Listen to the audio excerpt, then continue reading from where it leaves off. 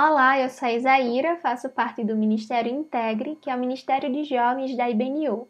Desde já convido vocês a se inscreverem no nosso canal e curtir e compartilhar os nossos vídeos. Hoje finalizaremos a discussão do livro do Timothy Keller, intitulado O Evangelho na Vida. O primeiro capítulo deste livro inicia com o tema da cidade. E o último capítulo, que é o capítulo de hoje, encerra com o tema da cidade eterna. Em Isaías capítulo 60, vemos o retrato do nosso destino final, a visão de uma ordem criada completamente restaurada, onde é revelada 3 realidades futuras extraordinárias.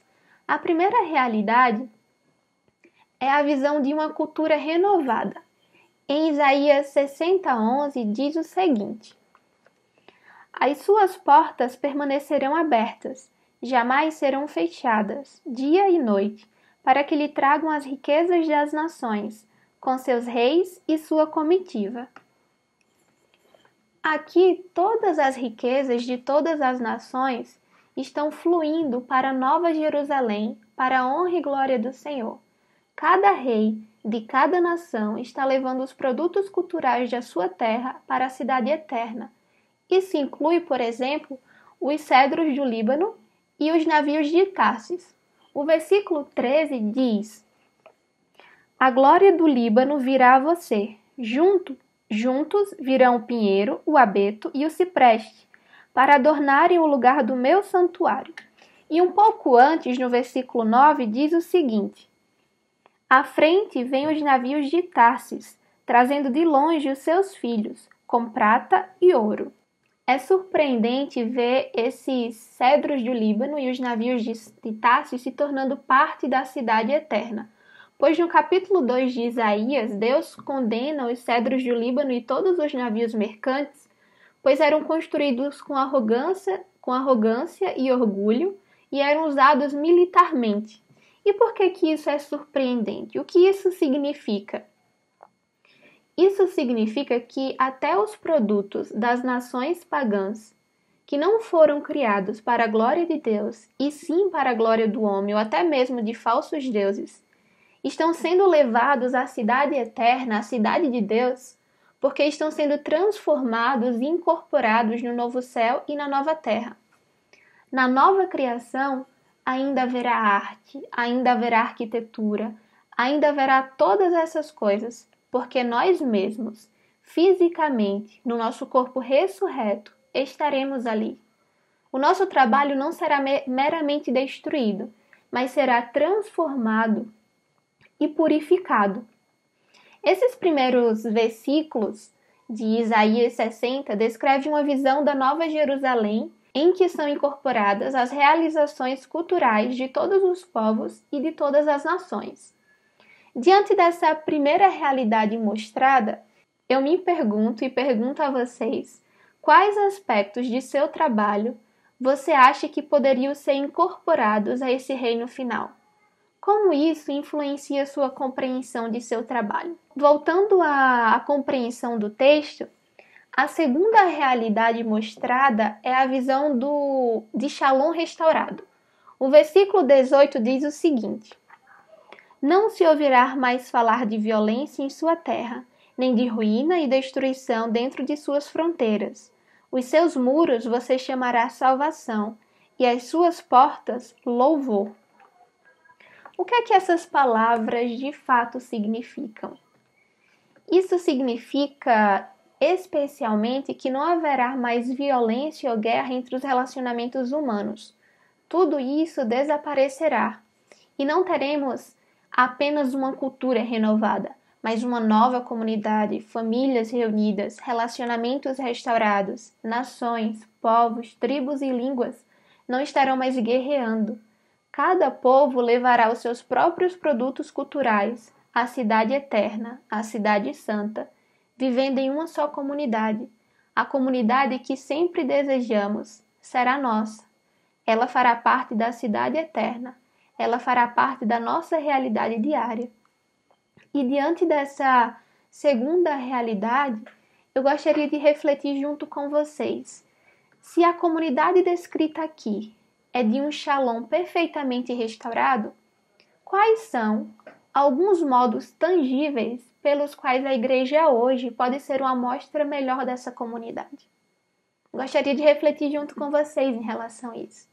E por último, e em terceiro lugar, temos a realidade de uma visão de intimidade espiritual extraordinária. Versículos 19 e 20 dizem: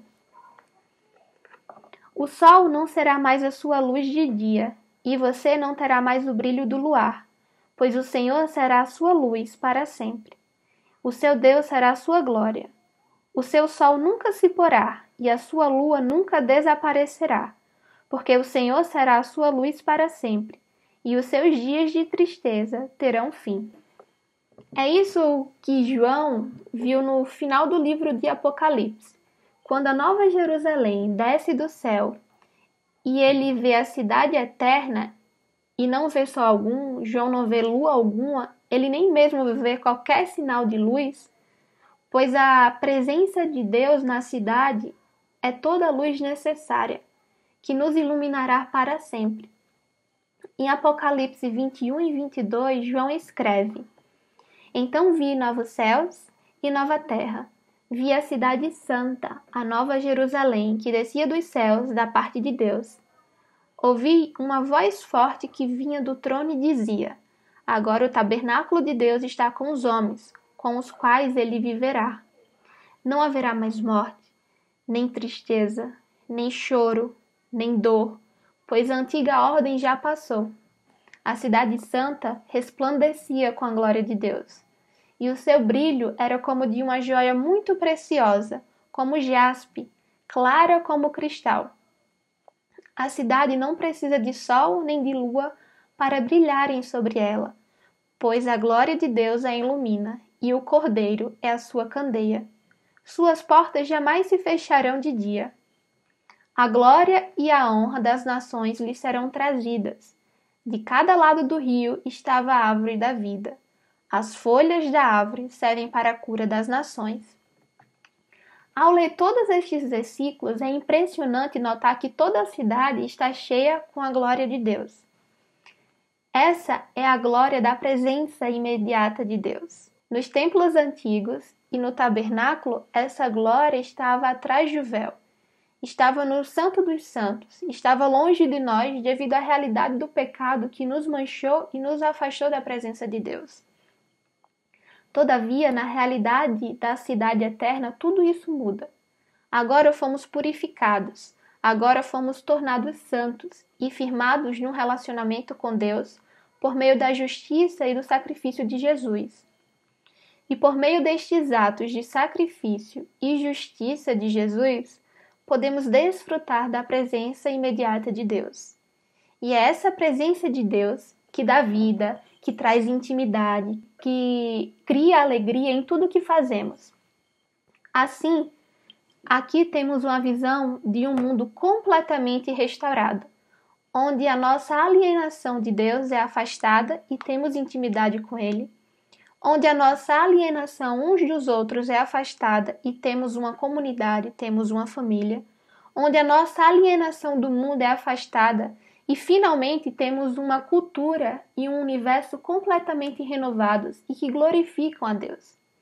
Deste modo, somos certos de que temos um evangelho que transformou e transforma o coração, a comunidade e o mundo.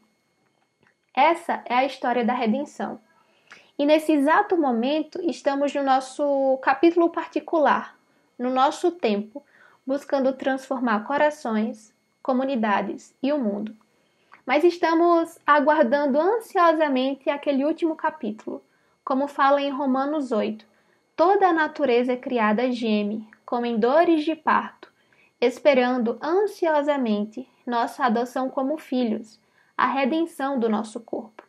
E quando chegarmos a este último capítulo, descobriremos que tudo o que já aconteceu na história, como diz C.S. Lewis, foi somente a capa e a folha de rosto. Quando experimentarmos aquele momento sobre o qual Isaías está falando, descobriremos que chegamos ao capítulo 1 da grande história, que ninguém na Terra leu, que dura para sempre e na qual cada capítulo é melhor do que o anterior. E para finalizar, gostaria de refletir junto com vocês. Quais são algumas coisas que estão concorrendo com Deus como sua glória e sua luz eterna? O que você acha que mudaria se Deus fosse sua única glória e luz eterna? Que Deus os abençoe.